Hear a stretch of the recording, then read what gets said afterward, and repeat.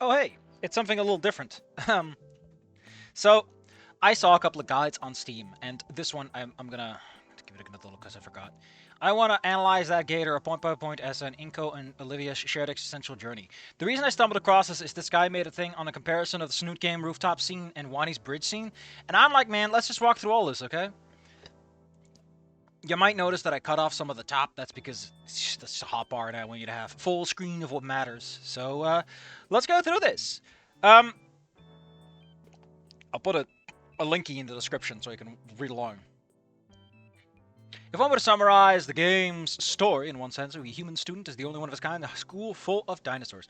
Right off the bat, that's a strong pitch for a story, but what exactly makes that concept so interesting? It, the funny thing is that neither actually does anything with that concept in a meaningful way.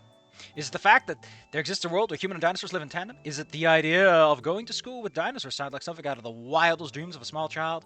Or is the far more intimate detail things so only one of its kind is such detail? In the following achieving personal agency as an adult.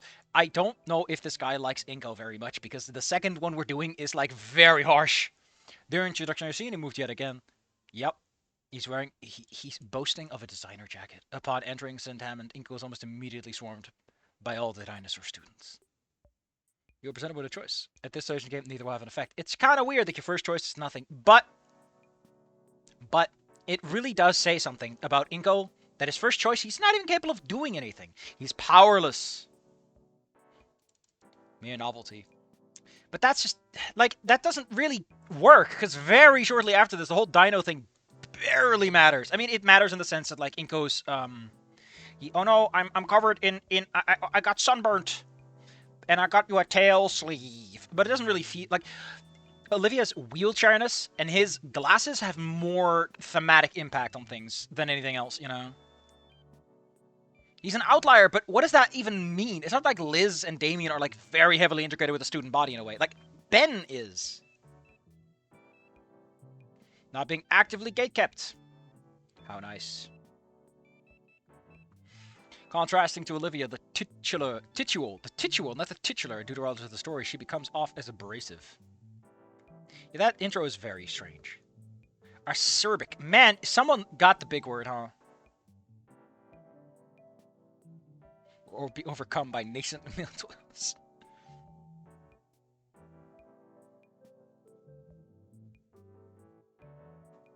So that's Sybil Love, aka the Anon. Ugh. I want to get her. It does have a pretty nice style. It's very different from Snoot Game, and it's something you won't immediately notice. All the Amazon traits also play off their personalities, immediately telegraphing their traits. True. I don't know if their species does a lot with it, because Liz isn't really a busybody in the way that her neck would imply, I guess. It resembles a mannequin. I mean, that kind of works, but for Anon, it was because he's a placeholder for the person playing it, who's meant to be an Anon from 4chan, so... I'm not necessarily agreeing with all this, by the way. That's the fun of art analysis, is you can come to your own conclusions because your own biases color things. It is your own brush and your own paint that you bring to the show. Alright, let's move on. A stoic visage.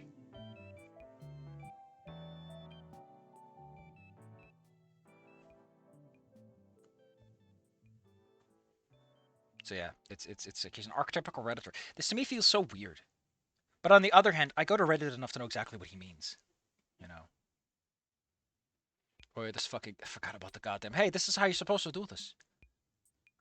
Well, I give two shits if it makes me look bad. Oh yeah, that's the bad... No, this is the... Gotta be second ending, right? The ending too. The white dress. I forgot the red dresses, yeah. Each has its own dress, although I really don't like ending 4's dress. I think this guy doesn't want to analyze 4 either. Failing to let Inco make him a spineless conformist to only act for the approval of others. He wants those updoots!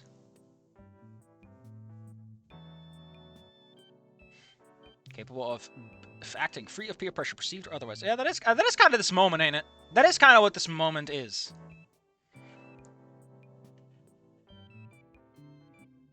Inco become pensive and able to analyze his own shortcomings and may work through them.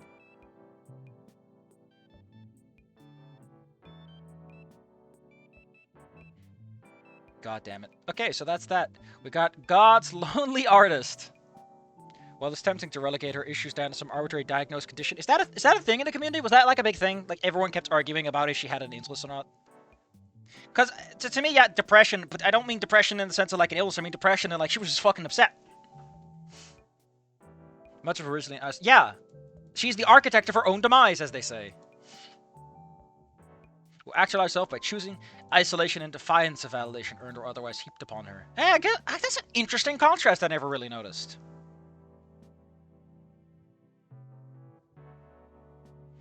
In short, she's a talented underachiever. Olivia is depicted as being disinterested. Oh yeah, because of her default look, the serious attitude belied by her foot, which don't appear much, which is kind of eh. Dude, they're meant to be pedo bears. You know they're meant to be pedo bears. We all know it. However, it is quite telling that she wears that. However, on the other hand, remember she's a dinosaur, she's cold-blooded. She needs the extra heat, so wearing comfortable warm slippers. On limbs she can't even move. So yeah. A childlike mentality. Is that childlike though? I wouldn't describe her as childlike. Very childlike ways. Fair enough. Far below her skill level as an artist. So, I just want to point this out, man. This is just what a lot of artists do. They just draw some goofy shit for friends. You're making the sketching sound like it's a bad thing. That's just what people do. That's what stickers are on Telegram. Like, not every fucking thing has to be this complex thing, just like a cute little thing. This, however, I can agree with a little more. If only because that's way more involved and, like, actively requires that you do it. Reinforce her demeanor by hiding her voluptuous... Would I call her voluptuous? She's more... I guess she is quite rounded. This is interesting, though. This is, like, demo art. We're, like, before that, right? Because she looks different in a very weird... I don't know how to express it, but she looks... She feels rounder in a way? Move it, loser. Yeah, apparently this guy's like, yeah, in an early version of the game, move it, loser. Looking through him, because she's looking at the painting, apparently.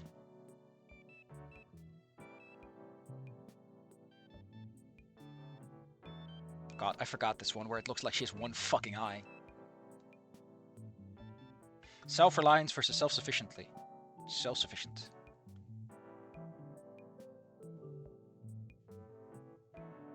Oh, that's an interesting way to put it.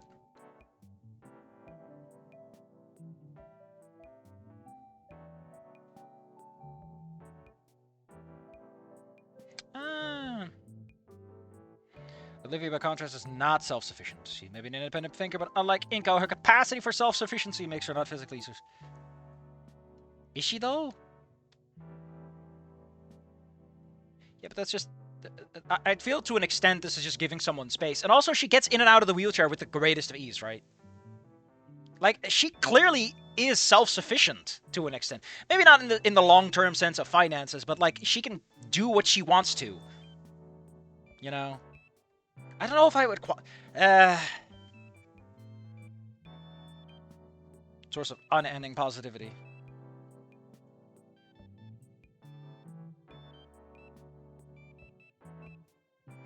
But she's not a burden, because they're willing to do it. Is that the case, though? I feel like it always was more that she was worried about... No, my art skills aren't good enough yet. I need to prove myself before I can go out there. Not that she couldn't be an adult, it's just she didn't know what to do as an adult. Like, if she could be the adult she wanted to be. Stroller include... Yeah, that's just what you say to someone in a wheelchair. That's just how those insults work.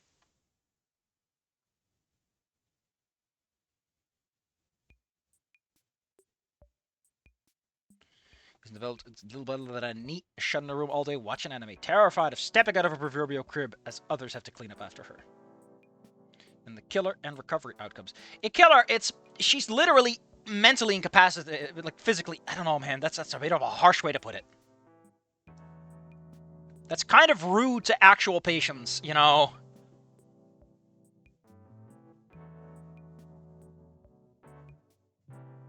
Well, that's very nice of you to include that, because I don't think everyone knows what that means.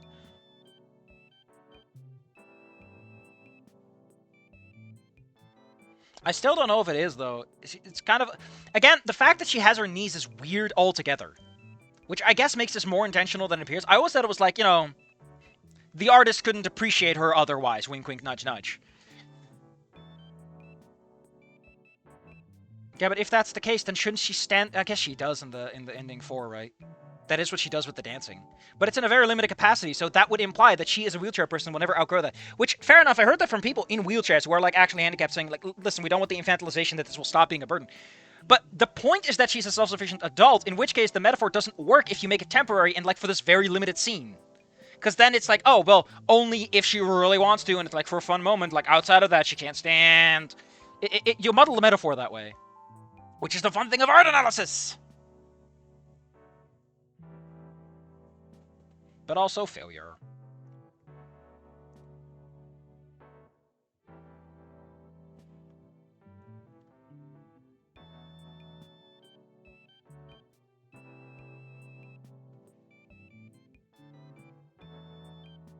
Fair enough, that's actually pretty clever. That's a hint to the player!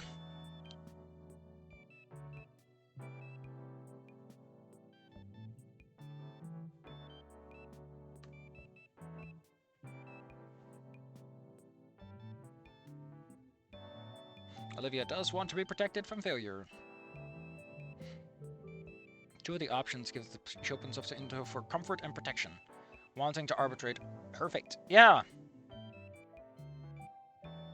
The more she opens up to Inco, the more she begins to seduce him with her feminine wiles! That is kind of what happens in ending 2, I guess.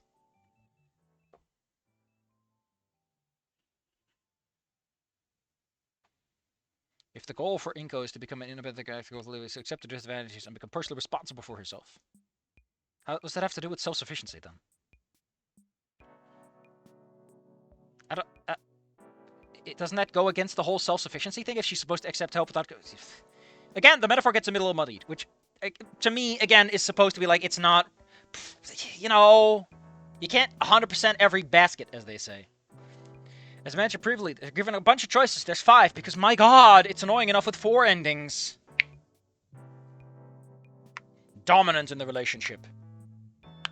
The dreaded ending 1 is when both characters have regressed completely. Olivia becoming a big ol' baby. Depraved, narcissistic sociopath.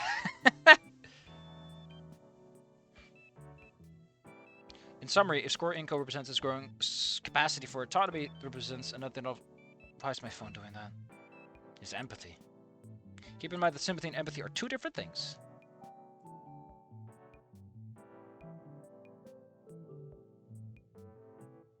I'm sorry, what the hell are you talking about? If Inco and the player do not feel pity for her condition, which fair enough, feel pity for her character.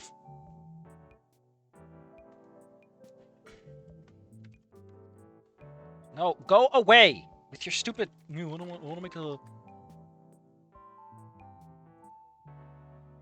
pity or sorrow for someone else's misfortune. Oh, common understanding, common feeling. What does empathy fit in then? Being aware and sharing someone's feelings. Fair enough. Sympathy is just understanding and projection onto another, whereas empathy is the sharing, the common ground.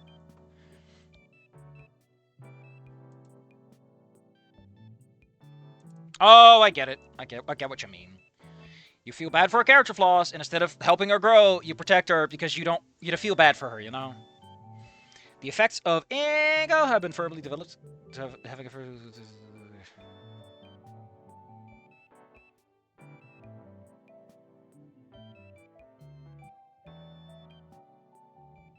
parading for the sake of personal gratification.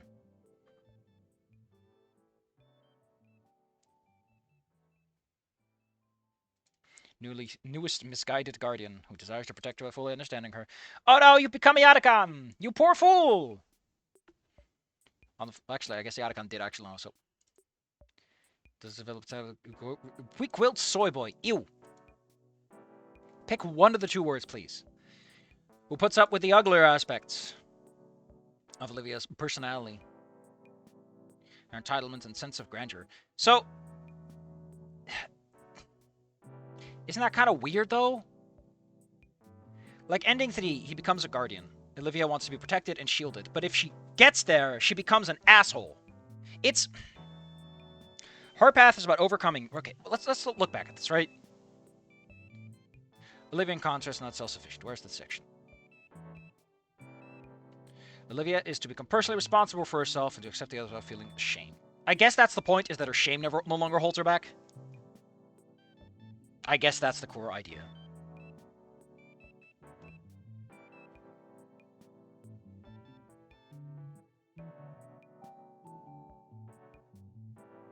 Yeah, she doesn't have anyone who will push back on her projection, I guess. Is what he's saying.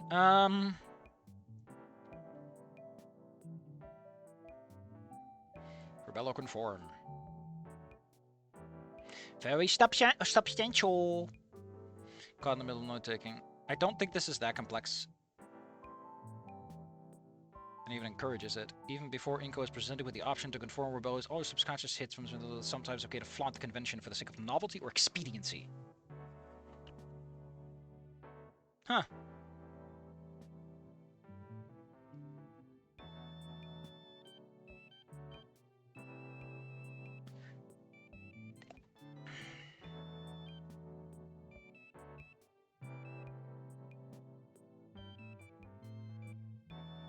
Ow, my ear. Why is it hurting? Ow.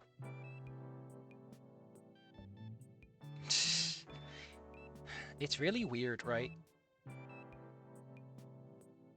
That there's this one time you get to do a little drawing. It really feels like it was going to be more. The unspoken pressure. Fair enough.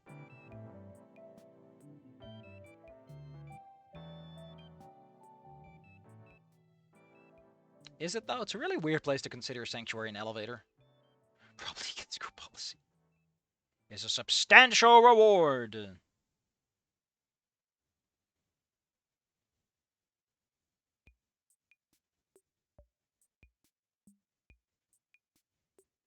Fair enough, that you're making a choice for her.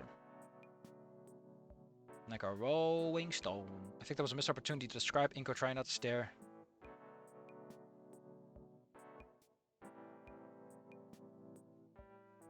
What? But Inco is a big lab. He's a big soft pudding boy. He would never do that. Not until he becomes an asshole down the line. In his first choice, Inco tries to convince Olivia to come outside. Inco just seems curious, which again is why he doesn't do this. It'd be so weird. Again, I think that the lewd art just kind of detracts from the core point. In a weird way, you know? Letting reserve thoughts makes her feel vulnerable. I mean, yeah, that's how artists do be feeling. Making some life-harder strokes at his expense.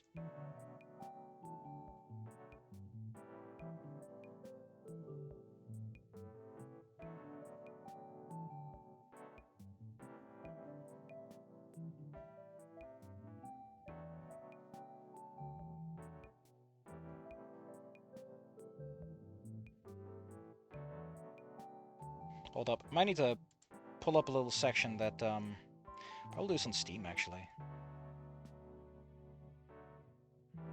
Hold up. Hold up! This is gonna take like a hot minute.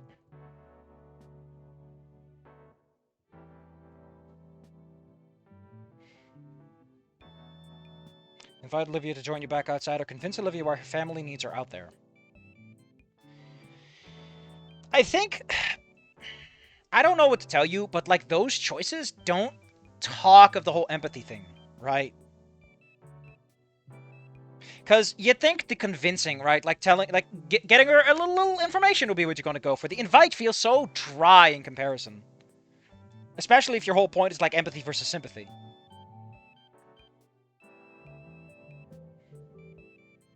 Again, how does inviting not sound more direct in this context?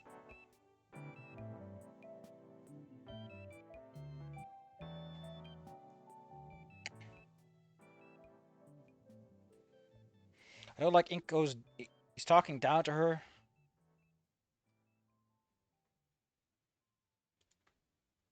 Oh, it's an Olivia point moment. I forgot.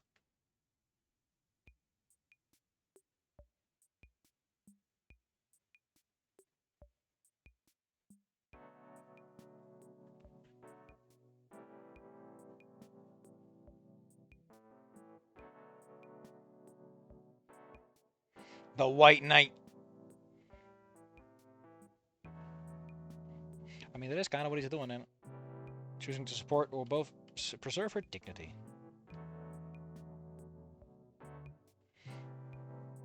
Yeah, this makes like a little thing show up. This makes like a little extra dialogue show up at a certain point. I forgot where, but all it does, right, is it changes a little bit on like, did you say something or not later. It's not that significant. I don't even think it affects the endings. If you want to stand up, you won't score any points in this. It's a cute thumbing of the nose. He just threatens to tattle. Because Inco is a big fat lab. He doesn't know how to threaten people. Inco doesn't come equipped.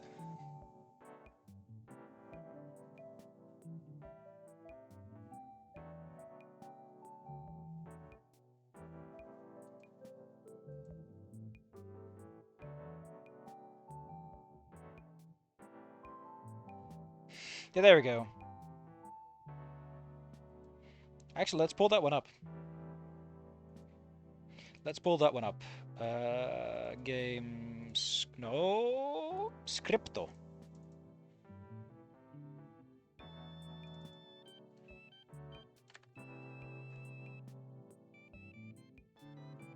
If you do not have it, thinking back in the conversation with me as standing up for didn't really pay off either.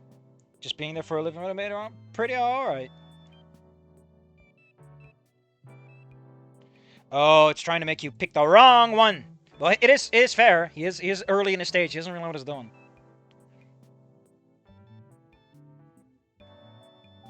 This time she's doing it for other reasons. I forgot about the fucking elevator. Pity and hypocrisy and questionable writing. To the point this man came back a year later to write an article on Steam about how he hates it. Two choices come right after each other. Provided you make the right choices, rant on that incoming. There's no point in treating them separately. I feel like I've already done this thing, but hey, we're later down the line. I've had big opinions since then.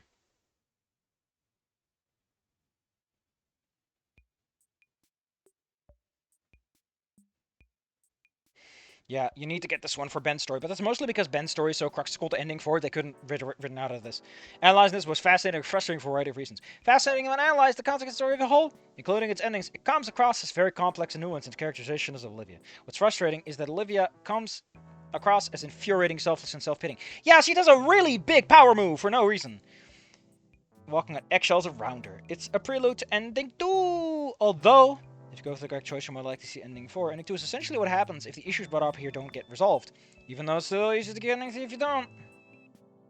Now, for those that are giving a hard for Olivia, let me just say, I find her to be one of the most endearing, adorable characters written. She'd be very sweet and loving. Just that her character flaws all but reach an apex here. You might say it's the low point, which is a little early, but hey. I know what Kamenon is going for here is in order to make her a flawed three-dimensional character undergoing necessary growth to overcome this. She gets soft too easy. Yeah, let's go. Inco is too... okay, cool.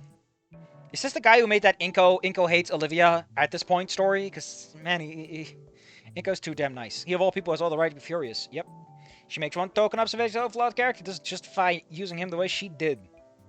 She had been far more direct with that fact. And for those who would argue that he does chance her on her wrongdoing, it only comes off as an observation, not him being righteously indignant at having his trust betrayed.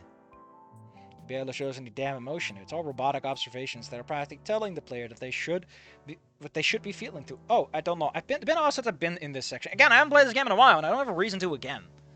Because if I'm not streaming it, it's really hard for me to commit to this stuff. Even choose the letter for she doesn't have any facing repercussions. Yeah, she just gets scolded by a Yatacon, which is also really weird.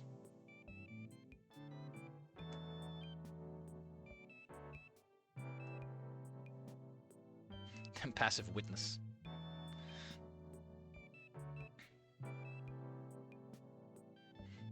Borderline Mary Sue. I don't know if that's the appropriate term here, but she does get a lot of plot armor for what the situation kind of demands from the writing. Who's all like, shucks, I hate to admit it, but you're white. Yeah. Yeah, that's kind of weird, right? The main payoff is kind of in this quantum state of being a payoff or just a thing that happens. Similar situation as she, where he's subject to unearned praise. Falls flat when the issue of him not being actually able to paint is eventually swept under the rug anyway, never relevant to the plot ever again. It facilitates some moments, I guess. Finds an episode which is all chance with its detective of by saying, I choose not to run. Oh, I see. I'm a very good runner, but I choose not to. I choose not to paint. Maybe I'm into the same thing, except even that doesn't happen. Everyone just collectively forgets for this. Plot convenience. It's obvious, okay, what I was doing here, which is the message that'd be typical for any girl. They were attempting to drive the point home.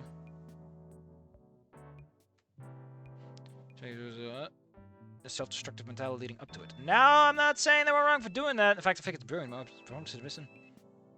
They end up singing for Olivia, shooting her with kids' gloves. I attempt to delineate the problem as straightforward as I can. Well, go ahead, my man. First, Inco confronts her on her misdeed, easily inferring what happened.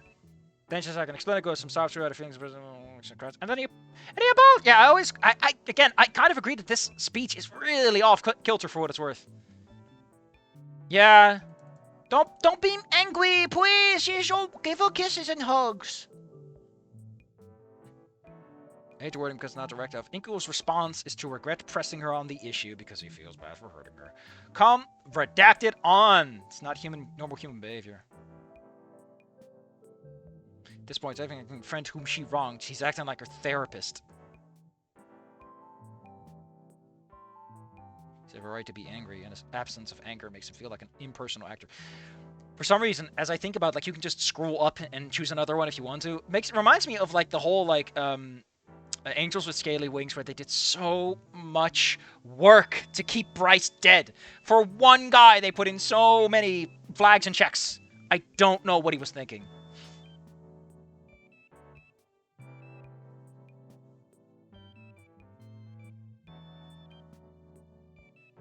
So if you're walking on eggshells for her, though, cripple or no cripple, she wronged him, and he's turning a child some kind of minefield. When she just yeah. Like, that's like a big thing, right? Is that she's been kind of a hypocrite. Again, Inco or anyone would have a right to be angry at the player's not given the choice to throw it back in Olivia's face.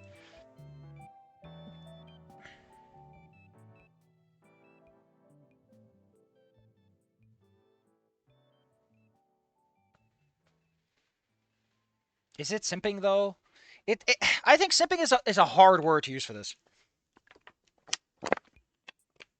You're soaking the blow. Simping is if you disregard everything. I feel like that's like the ultimate version of the being nice to someone terms. Is when you are disregarding everything. If it's not proportional, you still done it, so I think, you know, it's a bit harsh of a word to use in that case. Even though I personally do think it has some appropriateness. Honestly, more or less, what missed opportunity for Cayman on exploring the idea of Inco dealing with feelings of betrayal and having to come to terms with them. Yeah! Can you imagine dating someone who stabbed you in the back that hard? Caesar can't imagine at all! The writing is also clunky. No one think about it of not breaking the show don't tell rule. Not here. Yeah, it is really wordy, all things considered.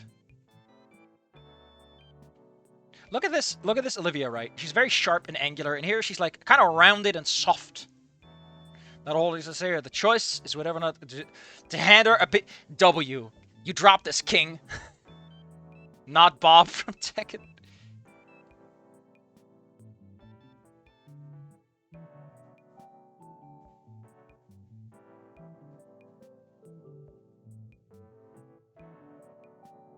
Buster is a fat nap beard who also respects but also pities. Yeah.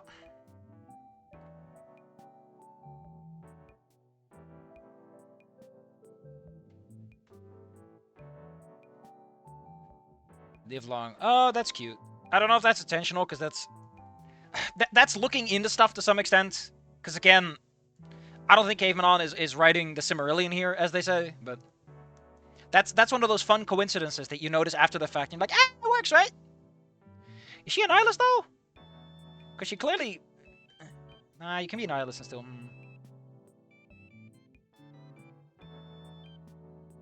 They're a double date. Too bad Inco's an idiot. What's not a person that this chapter makes sure truly nostalgic for his own days of going to the arcades and malls. Oh man, there. Getting into quarters matches. Not getting into third strike. Oh, the mighty monarch's advice. The machtige monarch. From Jacob Dubble. Who even knows that? Who even knows that? Why do we get so many Canadian cartoons over here? I don't know. Focus over quantity over quality. Yeah!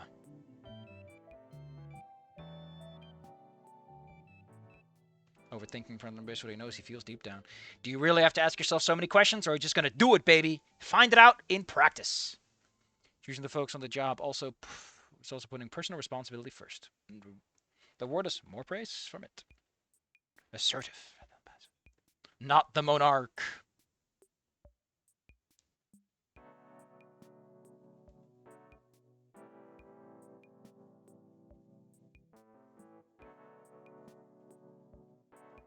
Why does Olivia fall for him, though? Like, initially. Is it really just, his looks? Because when you think about it, Olivia's immediate crush on him is such a powerful motivator for things to happen, right? It is so facilitatory to the story when you get right down to it. And she treats him like garbage. And yet somehow the main motivator is that she really wants to get in his pants. Sure, it develops over time to something more complex than that, but you know what I mean, right? Is that the whole thing starts with like, I wanna kiss this handsome man, and it allows him so much more leeway than he should have, even when she fucks him over. It's so weird, right? Yeah, Damien just fails to do his job. Turning to his phone for help. Hey, that's a clever one. It's a bit more subtle, because you usually think about Googling instead of calling a lifeline.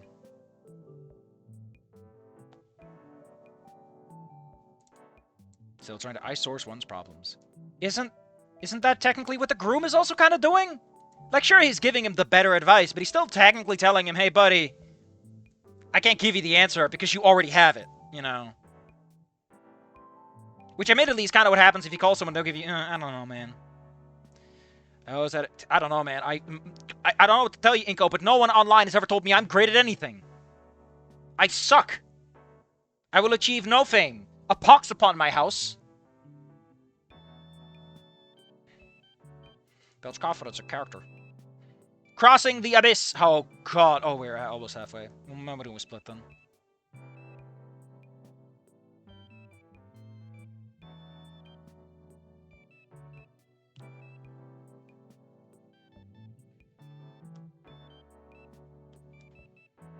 Or a creepy response if neither develops enough. Hold up. I have that one over here, and I think this one actually includes, like, the... I think this one has those little sections. So if neither of them have it... I think I'm doing perfectly well, so is Olivia here. Just a good suit to a surprise. Wasn't she really taken to my support? Oh, fair enough.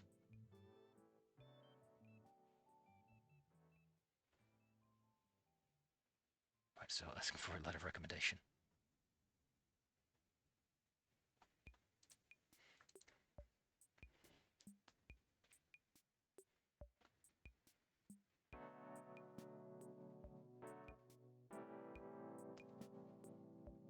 The proverbial abyss which both must cross together.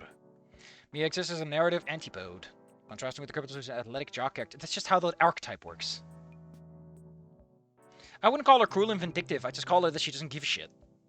The cruelness is kind of comes out of the fact that she really doesn't consider anyone in high school to be long-term viable. Like, yeah, asshole behavior, but I don't know if she's necessarily that cruel, just extraordinarily pragmatic. And kind of hedonistic.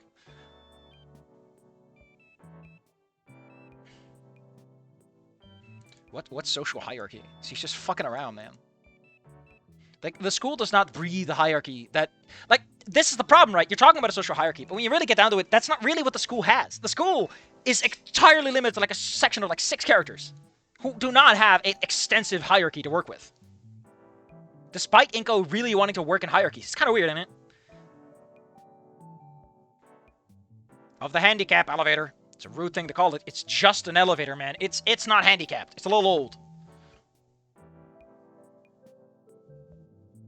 Estrus protocol. She has become her own jailer.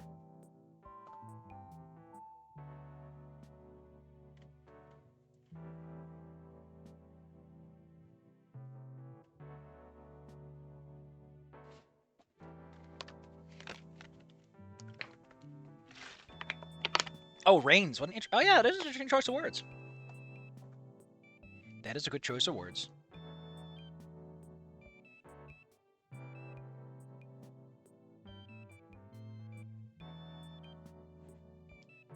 Yeah, because it is her sanctuary. Does she want to come out of her sanctuary or not? I played the Xenosaga on PS2. Overly enjoyed the Xeno game. Jesus. Oh yeah, I think I'd already did this one, but hey, why not? We're just doing a little catch-up. The monastic cell personalities will learn the bare essentials, the combination of the condemned cells, preparation for the next phase, in the empty room.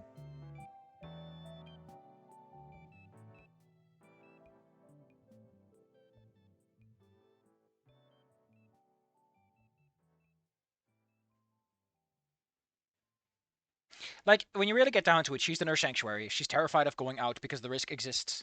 She doesn't know if Yatakan has, I guess on that point it works, but man, you're overblowing things a little bit. Isn't this the guy who also talked about, like, the female and the male or something like that?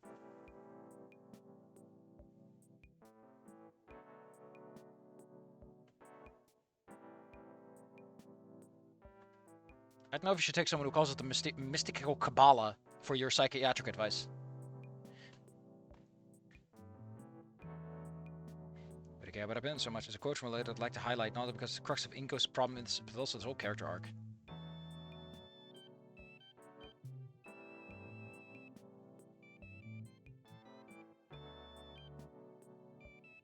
It's another double date. There's 2 double dates now that I think about it. How interesting. I wonder why Liz is so attached to it. I feel like Liz could... Does Liz know that Damien's just too dumb to understand they're dating, and she's using the double dates as a sneaky out?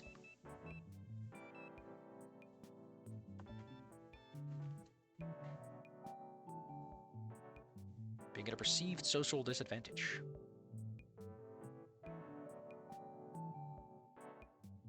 The brainy Brachiosaurus is an ambitious underachiever. While the buxom Baryonyx...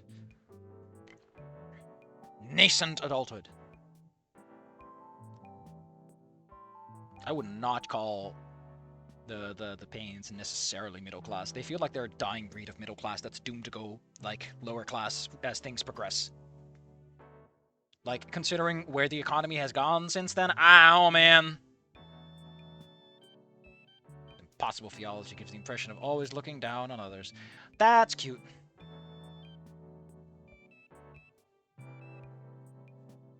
She's also tall. Like, if you just look at her shoulders, she is not short.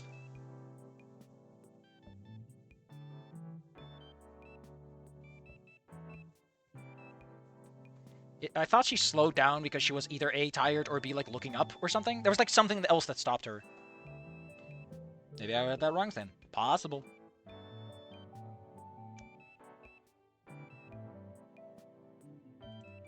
Yeah.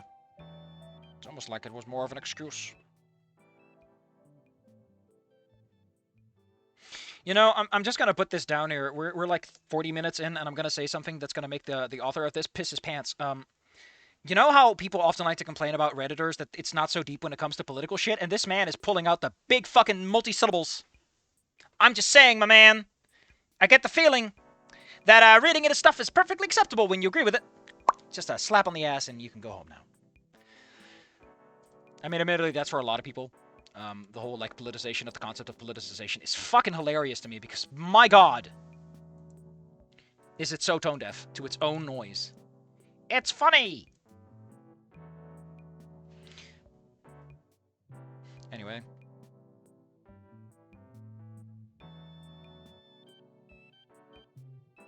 Is she the kindest of the main cast? Isn't that Damien? Because Damien's a big old dummy. Shouldn't that actually be Inco to some extent? Like, as long as Inco doesn't fuck up, he's kind of soft. Like, I guess it really depends, right? I would not call Liz the nicest. She has a lot of snark to her. How long have they known each other? I don't know.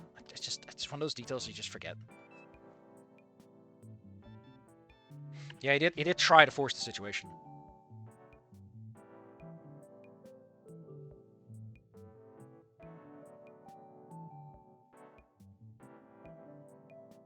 No one is more hated than he who speaks the truth.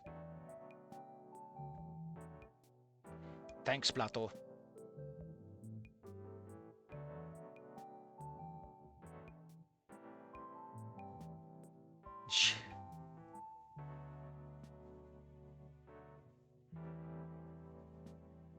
You know, as Yatakan said, you gotta air it out. Emboldened by her pep talk, Inco takes an adversarial role and tells them both they're fucking stupid.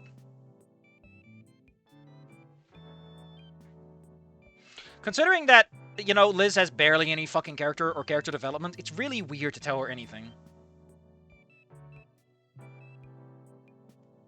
Ben's faint. What an interesting way to put this. I wrote this analysis in the previous year. I assumed Ben was some sort of psychopathy because of taking antipsychotics. However, doesn't mean it makes him a sociopath. No one bothered to correct me, but at this point, I'm going to assume Ben's problem is that he has a severe form of bipolar disorder. All side effects they mellow him out to the point where he acts like a high-functioning psychopath with a limited capacity for empathy. I mean, I could totally see it. I always thought like his problem is that he wanted to achieve certain goals. Like he had a goal in mind, and that's why he acted the way he did. We can dispense with the spoiler warnings. Begone, spoiler warnings. The literal psychopathic antipsychotics. It doesn't, though.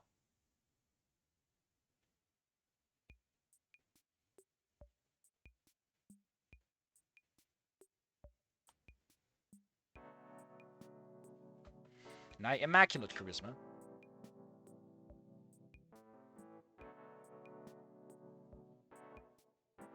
Vicarious pleasure. If you realize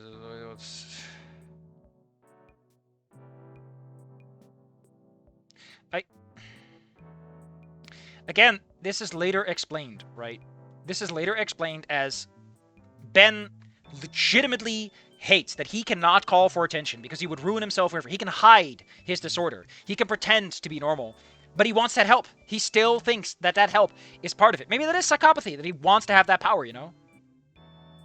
That he wants to have that power exchange, and he's annoyed that he can't take it without exposing himself. I guess that's possible, but he's not a psychopath, is the problem. That's not what antipsychotics do!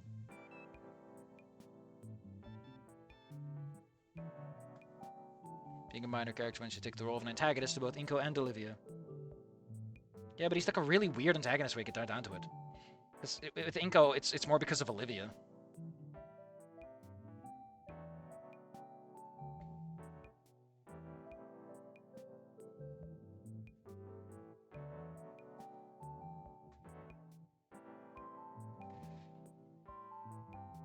I always felt that he befriended Inco because they had a shared fucking interest. You know, like human beings do. He was taking pictures, Inco was interested in the pictures, and they became friends over that. They're in the same class. Why are you like, oh man, it's because she sees him as a person? I honestly could see Ben doing it because Inco is a human being. And it's like, look, I'm so forward-thinking and open, I befriended the only human in school. Like, ironically, you're wrong here, probably.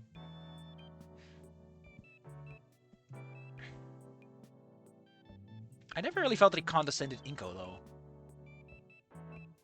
Means charisma and social skills. Considering how badly he fucks up with Mia and apologizing to Inco, oh man.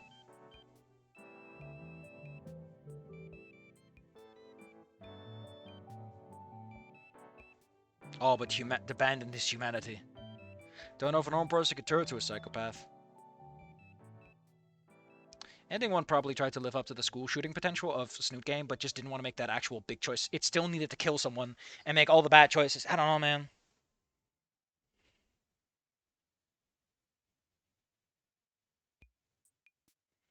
Like, I don't know what to tell you, man, but you can't turn into a psychopath, but you can become a raging narcissist, right? You can give yourself a disorder by implementing such thought patterns into your brain that you approximate a neurological, like a straight-up genetic disease, right? You can become tainted if you allow yourself to go down that path far enough that it, you know, I think you can. Because if you can do the opposite with things like CBT and Comet, you know, competitive memory therapy and cognitive behavioral therapy, if you can go one way, you have to be able to go the other. I think you can get locked in a bad way, too. That's what Inco is he wants Ben's power, but Ben has those powers because they're a defense mechanism, because he doesn't want to be judged. Inco wants them because they are powerful and give him abilities. Leverage.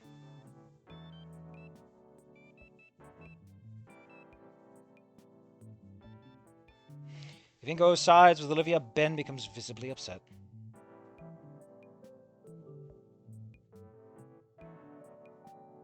Why would he cry for himself? Yeah. That's such a harsh thing to say, man. I don't think he gives that much of a shit about Inco or Olivia. Considering, remember, he hasn't talked to Olivia in a while. Inco is like a few months. I don't think he gives a shit. Again, you're making him sound way harsher than he is. Tragic he is, though. That is the point. Which makes the whole psychopathy thing all the weirder, right? Because you can't feel bad for a psychopath because there's literally no part of them that can feel that emotion to begin with. Man, I really feel bad for the fish that can't breathe air. It's like, why? I don't want to breathe air. Like, the downside is that he can't make friends and shit, right? But yeah, whatever. Date and endings.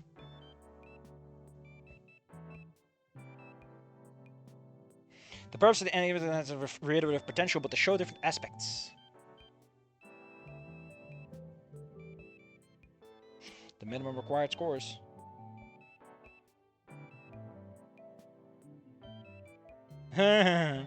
Is fucking double zeros. Oh no, they're codependent. Most common ending players get, I believe it was done by design. Why though? I don't know. Sending betrayers weak and indecisive. Female cast.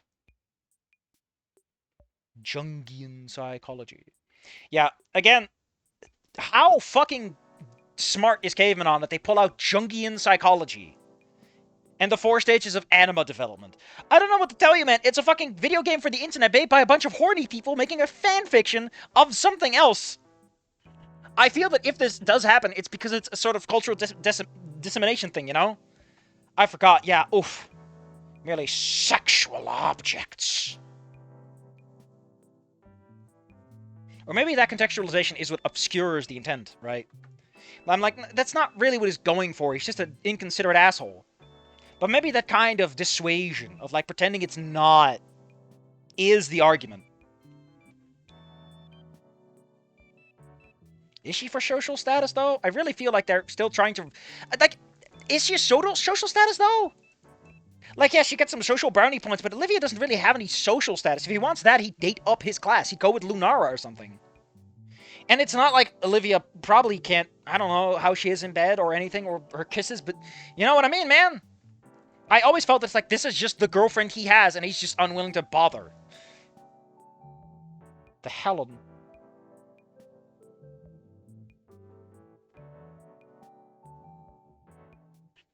Yeah, this is so gosh dang weird when you drill right down into it. It's a pretty deep hole, which means it might not even be true.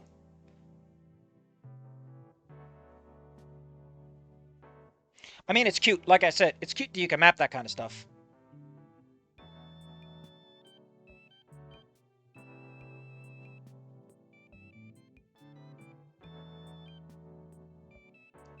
Huh.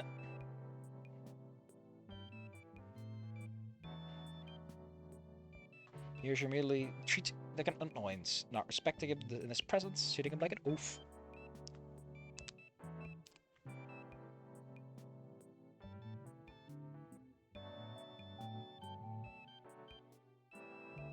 Defiance against the world. Yeah, man, so smarmy.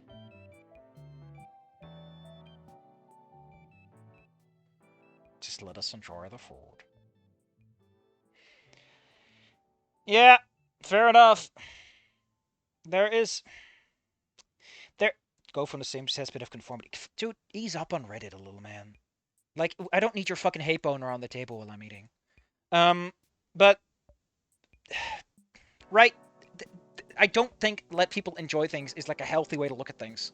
That implies that the ultimate purpose of all things is to be hedonistic, to enjoy for the sensory sake thereof. That there is no ritual or tradition or purpose or science to behold.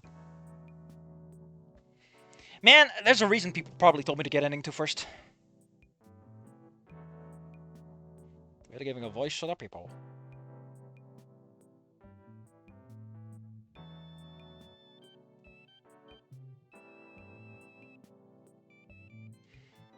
Does Inco ever post anything online? Has Inco ever posted any of his thoughts online, though? I'm not saying that's relevant for the story or like the mechanics or anything, but it is true that we only ever see Inco read online, which happens like a couple of times, and it's implied because it's kind of boring. But we do get like the whole jacket thing. But it's kind of interesting that that he never posts anything we can see. In the other endings, he doesn't have anything to say or care to say anything, I guess. I'm just saying it's kind of neat, right?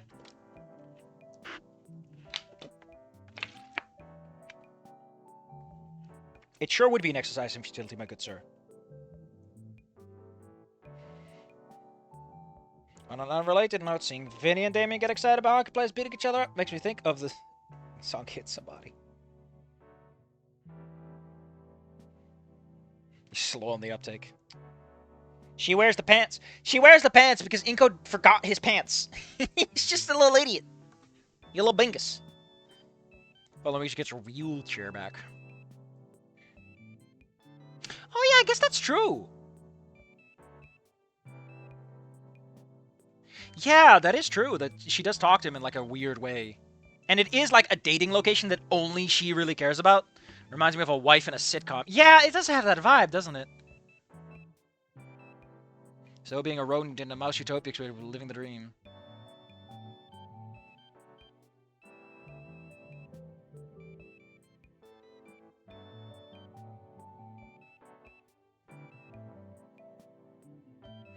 For once, he doesn't come across as a tool. It's counter to the ending, isn't it? To have him have a bright spot. I mean, it's allowed to have like a, you know, can make connections with people who specialize in supporting. She naturally doesn't want to.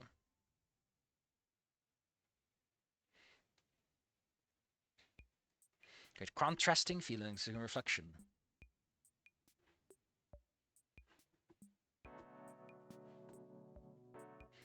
Combine strengths and flaws together that any one interpretation merely showed the bias of the viewer. In spite of her observation, she refuses to see her own flaws and incorporate them. Just eat them. Just eat your flaws already. Incorporate them into your stomach.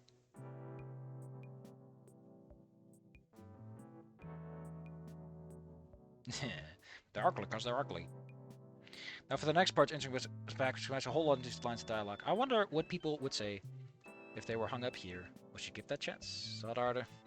Getting into the mainstream nowadays than wasn't it for an Iacon was urged. Speaking of which, said already, I want to be a good enough artist without that stuff. If I am Iaccon's legacy, I need to live up to his expectations. Iacon does not need any benefits to get where he was, and I shouldn't either. Just to kickstart your career, safety net. Guaranteed delay you can live up to a skill. You know, a foot in the door. I think a foot in the door is a better way to put it. It's not the one I want. Iacon passed on what he knew to me. It's not right to take the easy way up.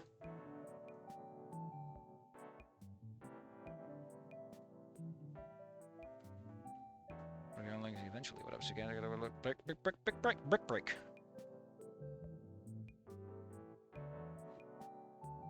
Supposed to be her downfall. Saying that's where they belong. How expensive would that painting even be? What's interesting is that schmarminess isn't to accept help from those who promote the differently abled. What a weirdly progressive word from you, my man. Even repeating Ben's saccharine line of having a safety net. Oh, I forgot that was his words. Makes salient points. Yeah, but some people care about the career first, you know? Get a comfy life and then live your life the way you want to. Who gives a shit, man? It's a job. You do it to make money. Right? Like, if you do your job and it's your passion, fair enough. But to some extent, you know, at some point, everyone's got to draw some furry porn. It's how you make the big bucks. So you can live comfortably and pay off that debt. And then, once your debts are paid off, you don't have as much overhead, you can make it work. Now draw me a dick with a big fat knot on it, you man. Here's a $500 bill. Do those exist? I don't think Euro has a $500 bill. Never seen one, but they supposedly exist for some reason. No one accepts them either. But they exist if you need them. Oh, that's pretty cute. That is a cute observation. She wants to be Iacon, despite the fact that his path... Yeah! Yeah, Inco even points out, like, is that even possible? To be Iacon? He doesn't comment that that Inco brings this up.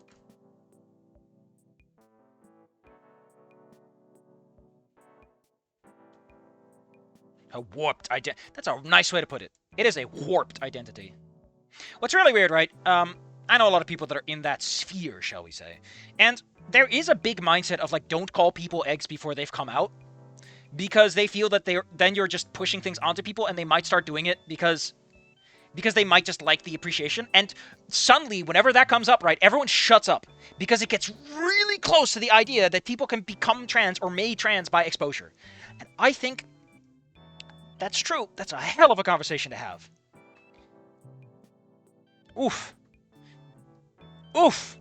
I feel weird just saying it, because I do not have the tools to discuss it. I just observe this behavior and go, man, that is a problem. That is a hell of a thing to talk about, ain't it? Both are ruled by their own conceit. Unfortunately, the people who would most benefit from, like, pointing out the whole, like, oh man, you talk to being trans because they want the validation, are, like, also the people that least understand it. I'll give cavemen on this. At least they understood what can happen to someone like Fang looking for validation. Too bad the rest of those motherfuckers have stopped making cool arts and memes since then, have just become fucking NPCs themselves while yelling about how everyone else is. Goddamn. The least you can do is be smart as an enemy instead of just a lame ass. Don't be so lame. Come on.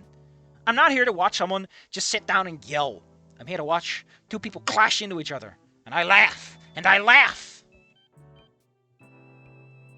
Furthermore, Olivia doesn't see the obvious problem that the outcome was not a very successful. He really isn't, right? Yeah, his art is just hanging in a gallery, right? And it's not like... yeah, it's like a local art gallery that knows about him. And a lot of his paintings are hanging here, which is, you know... If he was really that monolithic, then surely less paintings would be available. Inco wouldn't be able to buy one on a dime. I think that last statement, like, Inco would be able to buy it on a dime, is really indicative of anything. Also, we never see him paint. So, like, he might not even be painting anymore.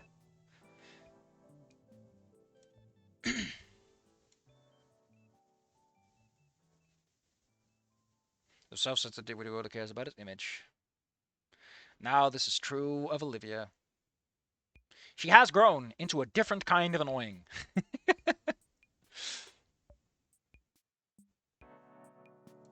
Narration chip to him, even calling her the combination of his life works. That's such a weird thing to call yourself. What am I? Oh, I'm that guy's, like, ultimate challenge. I was his final boss. And man, am I awesome.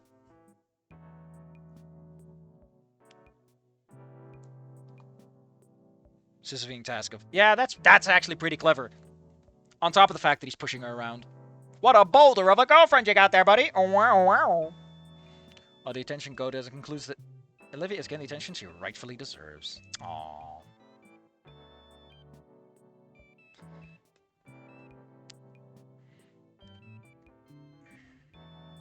I saw a dumb video of the internet. Even after spending a year... No! It's been like 6 months at the most. Remember, September, this is December. Although, even then, you should have paid attention. Like, this is literally part of that ending that he sees them do that stuff, right? This was recent. Rich coming from... Again, based on a wrong assumption about him. Olivia then gets her hateful speech. I wonder if the whole, like, antipsychotics, Ben is not a psychopath thing is, like, written by one of the people on the team who legitimately has that problem. Because that really feels like the kind of nuance you only get from someone who knows this stuff or knows someone who has that problem. Is very similar to Fang's concert, only here it comes because it's less sympathetic and just makes an ass of herself. When Fang was unintentional and she reacted to the audience's cruel jokes. Yeah... Just a cream puff, cheap puff piece. Cream puff piece. You meant more to me than anyone else. I am the saddest of us all. Again, when she leans out of her chair, her anatomy seems to shift in a funny way. I don't know what it is, but like this shoulder area gets really big. I think there's just not a proper transition from like her neck to the shoulder in that. Makes her collarbone look huge.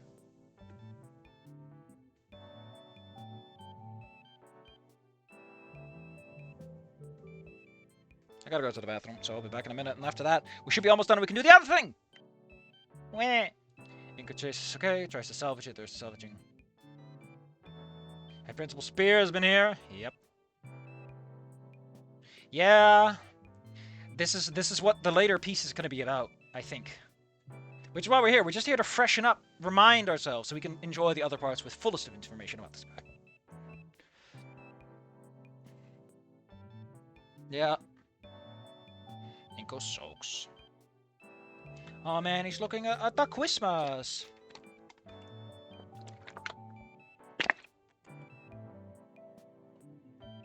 Yeah. I always found that kind of cute. But they kind of make up again. She has the upper hand and is leaving him hanging in isolation, and while she spends time with her adopted family by this point, makes her look cruel and vindictive. But fair enough. I don't think about things that hard. I do like ending to Olivia. I don't know, the poncho is just so nice, and the thrown back hair and everything.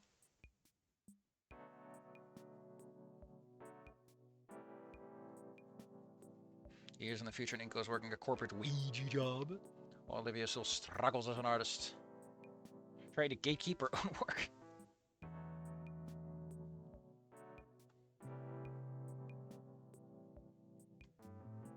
Shouldn't you be at work? Ugh.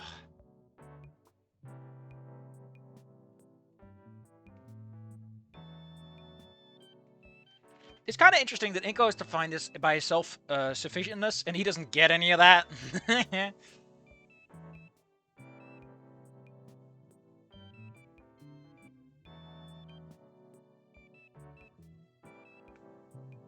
Yeah. Yeah.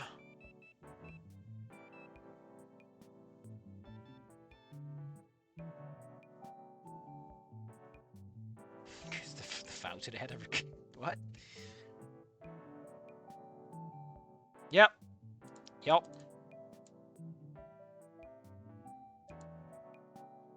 Like, the reason that whole Jungian model works, to an extent, is because that is kind of how, you know, when you take very common patterns for storytelling, you end up with the hero's journey. Hey, what are you doing here? Why do you fit on so many things so well? It's almost like it's the foundation of how narratives are supposed to work, because they're about the nature of change, and in most stories of change, they're about overcoming things, and wow, how strange that similarities would occur. It's almost like things that exist in the world tend to have the colors in them that we already know. How strange I haven't not yet seen something that has the color Gru in it. You know. Very fair, but now it's just the fear of success. I always kind of felt that she was afraid that she would become successful on the wrong terms so much that it blocked her.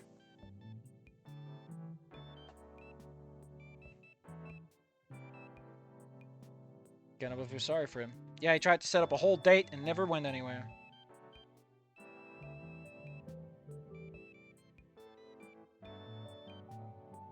I really kind of want to write Stuck on Rails again. Now that I know more and have grown more and my writing has propped up a bit, I kind of want to try it again. Because that was originally written with a very early stage Dr. Octave being a bit more inclusive and involved. But I think that story would work a bit better if I pulled back and made it more about the characters and spread out, you know. Maybe I'll do that. Maybe I'll put that on the list so I can forget about it. The more of a love-hate relationship with her.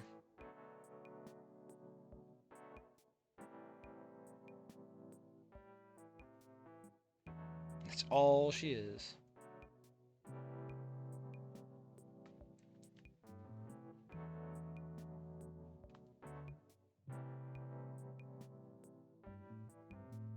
Third worst.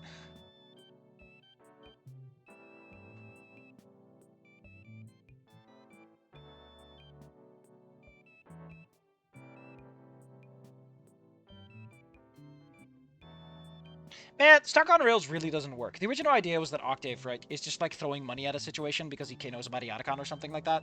I forgot, but man, what a fucking... Here's an OC solving all the problems, Safi. Come on, man! You should grow out of that. It's fun, yes. It's exactly the kind of shit I like because it's like, yeah, baby! Let's go! But on the other hand, if you were gonna do that, you could have at least fucking stuck the landing or something.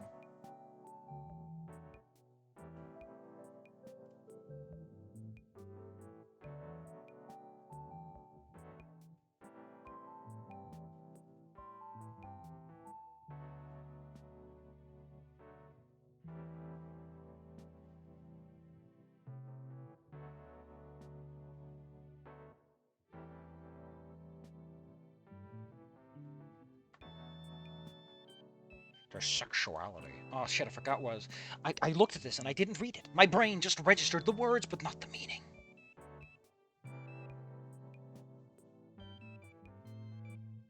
Flaky exterior, but she's not cornflakes.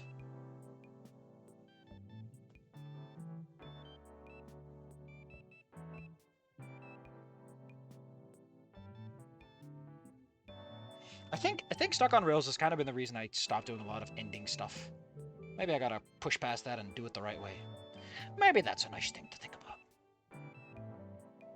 Olivia's hatred. I know why Olivia hates you. Oh man. I don't know if you can call Ben a tormentor though.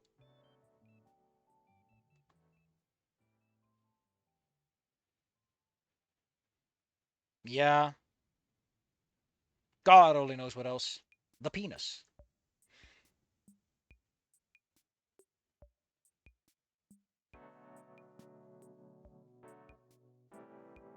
I mean, like, on one hand, this feels like it happens a bit too quickly because it just is the turning point. But on the other hand, I kind of know what that means. You look at it and you're like, I've seen this before. And like, buxom baryonic. Please don't reduce her down to her bosoms. Your whole point's about how she ain't. Well, maybe that's the point. Maybe that's the joke. Ecstasy? What a weird, weird section this is. Sideways spin dash. I wonder if this guy made an edit, like, right after the ending one thing. Huh. There's a tragic subtext to it. You're stronger than humans, or how much they are. It's clear that it could easily overpower Inco if she wants. I thought it was always just her weight that gave her that advantage, and her tail is just naturally strong, but... she's submissive to him. That is the kind of... again, I keep saying that's reading into it, but I also realize, if you actually write a book, and you actually do the editorializing work, this is the kind of stuff your editor comes back with, right? Your editor's like, hey, listen, there's a metaphor you could put in here, like a little allegory. Maybe put in a little allegory here, buddy. It's so lazy.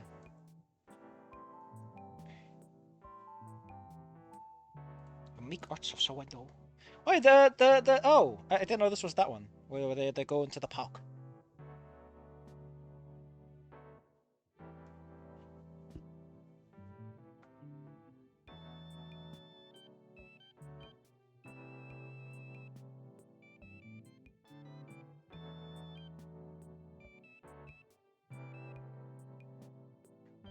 Oh.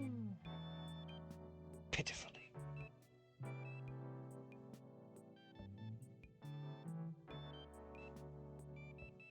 Yeah.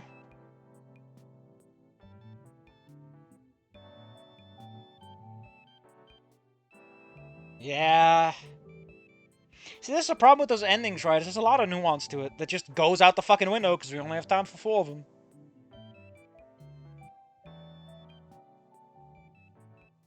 Expectation.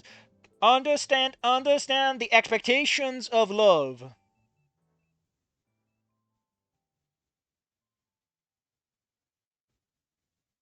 I forget about this one. They have such a weird story about it, though.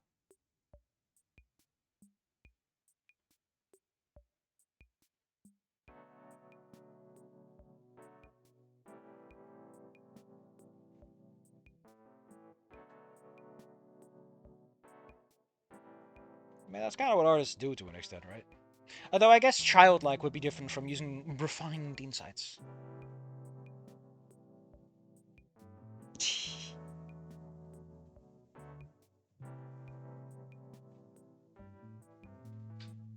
What, is she supposed to be upset about it? Inco, I'm dying here. Let me die already. Don't give me a coat. I want to die. I'm an adult.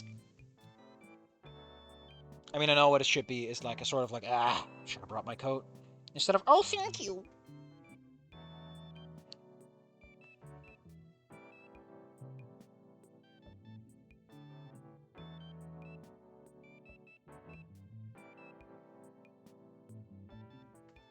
Ever said the other kind of children, but you can freely like live with the children, Olivia's? Yeah.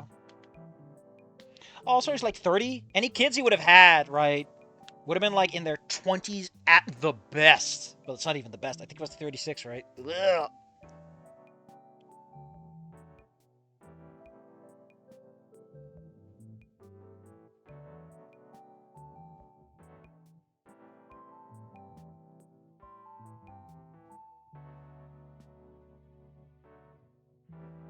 glory to the winter foremost. She may give her a final goodbye. Oh shit, I forgot stuff. Carry on the Alexi. Again, if Yatakan isn't that big of a person in the grand history of things and just, like, meaningful to her, that feels weird, right? It's like, if anything, Yatakan wanted her to do her own thing and kind of figure herself out. More than, hey, carry my torch for me, will ya? I do like that dress. It's so nice. It is the nicest dress. I get it, Wani, dragon, blah, blah, whatever. But, I don't know, it's just a very bold dress that isn't goofy in princess style or really plain and, you know...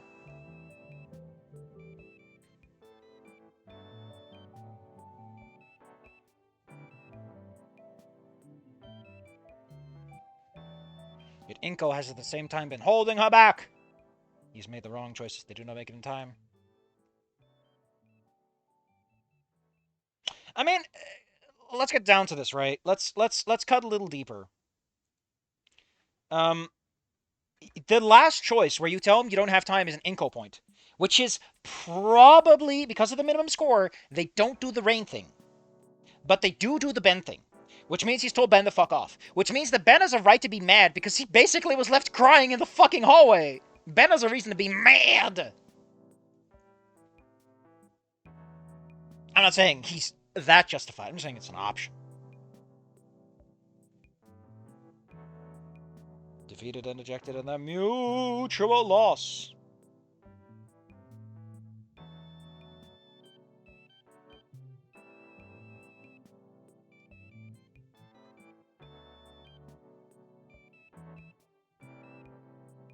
Just the two of us.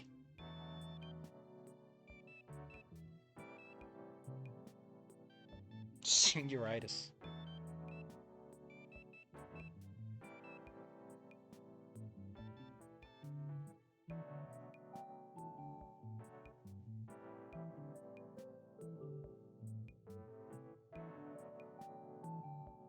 Yeah, fair enough.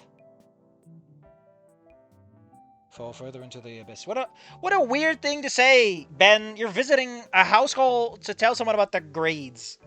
She will fall into the abyss. Come on, Ben. It's school. What do you know? Have you been following her character progression, Ben? I put my little hands in my sides.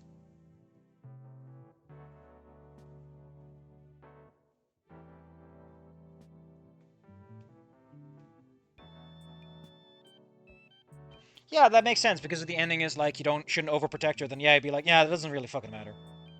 Psycho or no. I mean, a psycho means that he treats people a certain way. It doesn't mean that he's incapable of understanding things.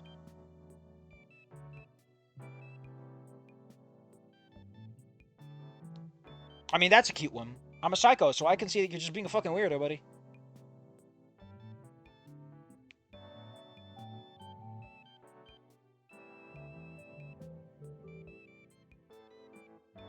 His jacket to protect her from the... What a sacrifice!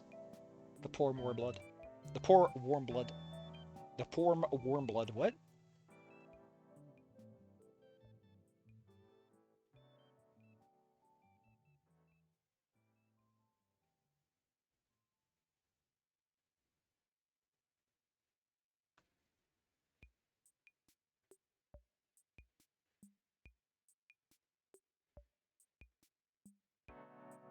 I think the term you're looking for, it's not a dog whistle. I think you mean it's not that dog whistle. Because there is a dog whistle in there, buddy! It's just not intentional. It's just a coincidence that sometimes happens. Although it depends on the print, I guess.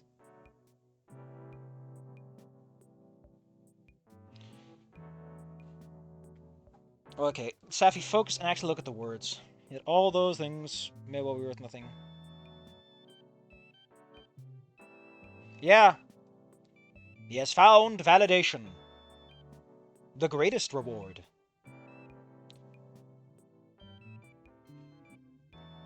Has engulfed Olivia in his love. Why does my stomach refuse to settle down? Damn.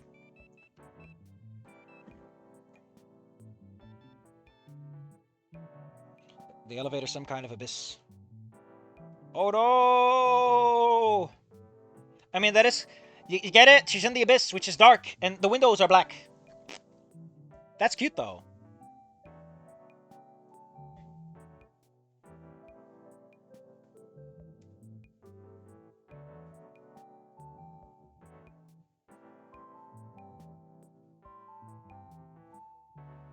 Sylvia plays Infinite. What a weirdly specific thing to go after, my man. It's Dark Souls in this day and age? She's playing Elden Ring, my man. I mean, it's a little ahead of this game. You know what I mean. There are other Dark Souls games. Scholar of the First Flame, baby.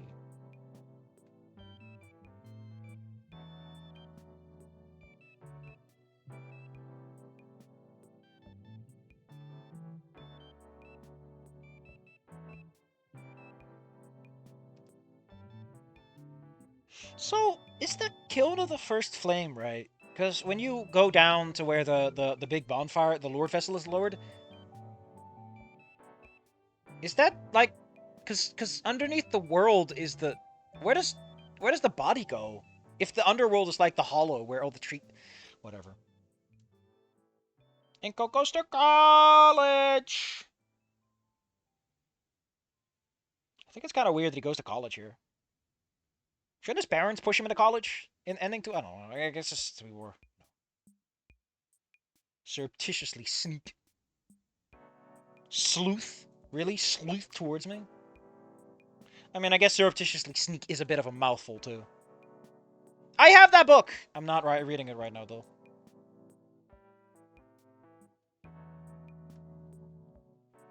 Is sleuth? I thought that meant, like, to sleuth around, you know, being a little... Investigates a crime. Carry out a careful investigation or mystery. Yeah, I don't see how that has to do with sneaking. But I'll presume that maybe a first glance Google doesn't do the job.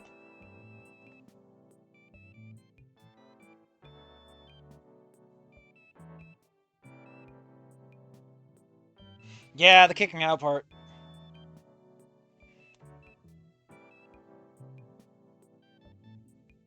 I mean, if we're going with the whole point of she's crawling around on hands and knees, you know. Baby! You talked about the whole baby thing. And again, the pattern does hold. Oh, but on the other hand, like, I don't know what to tell you, man, but rolling a wheelchair around on a carpet, you might as well crawl at that point, man. Like, softer surfaces are annoying with wheelchairs because they concentrate force in a small area, and of how rolling motions work. Also, leave fucking tracks in the floor, which is unsightly. You're gonna walk a few laps before your fancy woolly carpet is all messed up.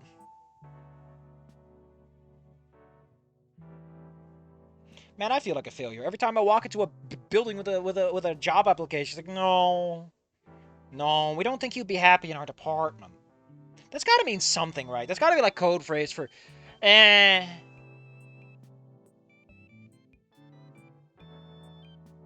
Kind of funny they go to St. Hammond, right? They go back to school. In the ending for Olivia, like that's the last time she was someone and had someone.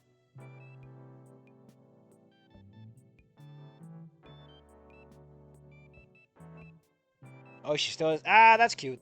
That is kind of cute, though. Place a plaque. And God rates that when they go to the place.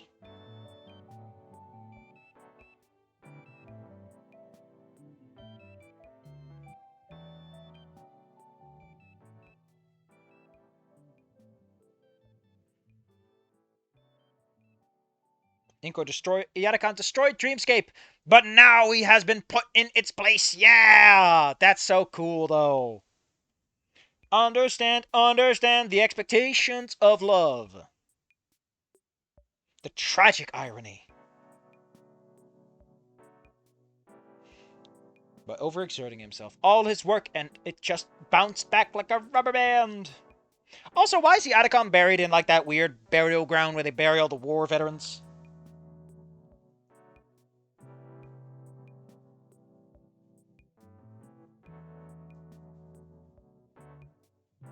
I mean, they don't go to his funeral because they're just students, right? Like, I'll give you this much, right? When, what's his name? Dorian, attends the funeral, it's such a wasted opportunity because he doesn't really know about the Atacon. It's so goofy. Isn't Sophia the fourth lady? Carved in stone.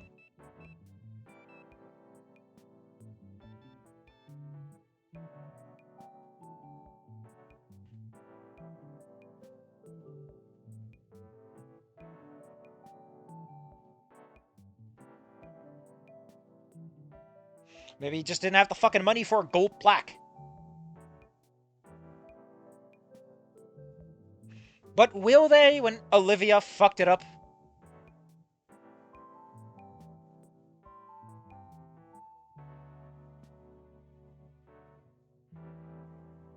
Yeah, these endings don't get a lot.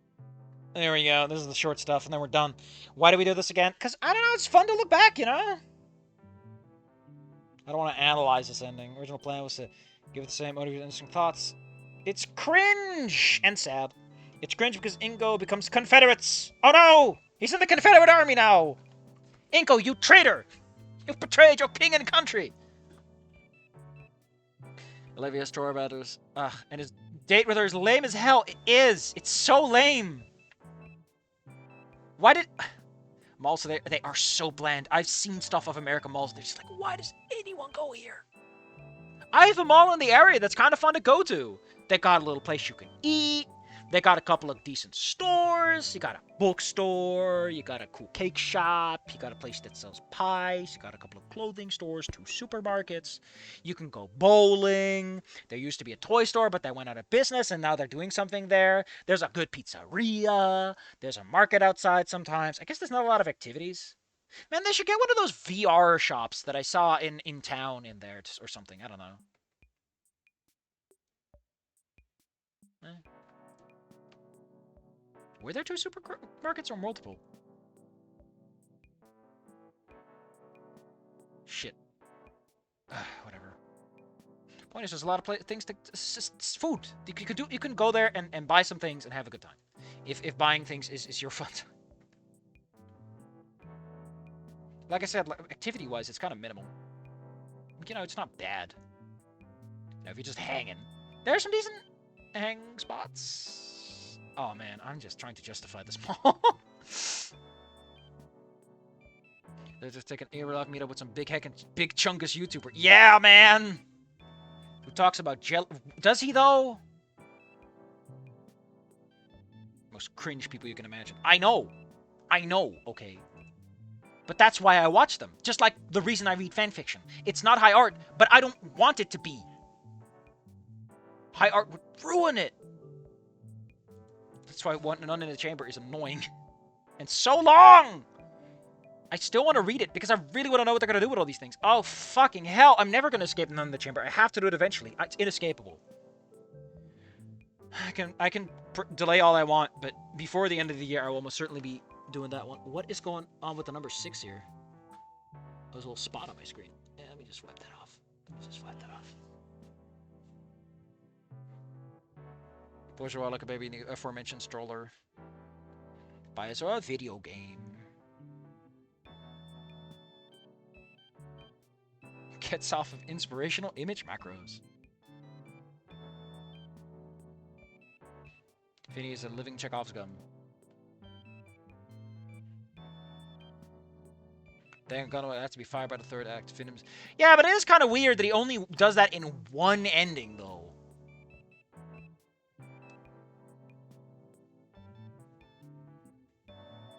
She repressed anger and resentment and is secretly thrilled about the prosecution. Is he thrilled, though, or just, like, emotionally high?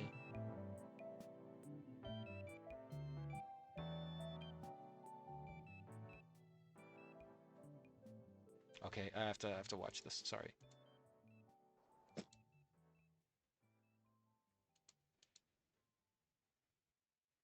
What? Hold up, I need to actually look at this. Mr. Pewterschmidt. Hold up.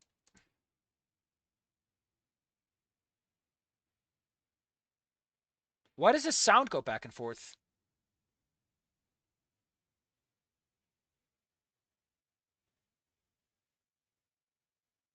Why does the sound feel like it's going left and right, left and right? I know, he stepped and crushed his painting. Man, it's kind of... It's great, though. Things only get worse. Yeah. Jessica. Oh! That's why it looked kind of familiar. Yeah. Still wearing her slippers. Oh, God. I forgot. She does? Hold up. I want to see some of the paintings and pictures, because I'm kind of curious about this now. Full bodies. No, it's not full bodies, because there's only limited on those. Characters. Olivia. Well, fuck. Still wearing her slippers, yeah. E2? Yeah, still wearing her slippers. E3? Still wearing her slippers. E4? Still... Oh! E4 is the one where she's not wearing the slippers. I guess that was very intentional then, because that feels hyper specific. What about ending to future Olivia then? She wears fucking high tops? Really? Are you kidding me? You kidding me, right meow? Right meow?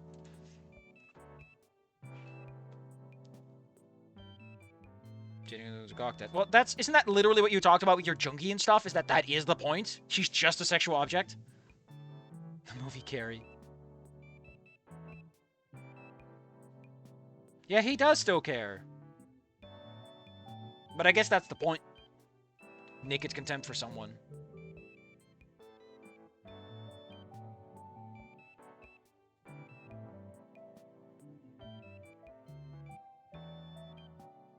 Oof. What a weird way to handle this stuff.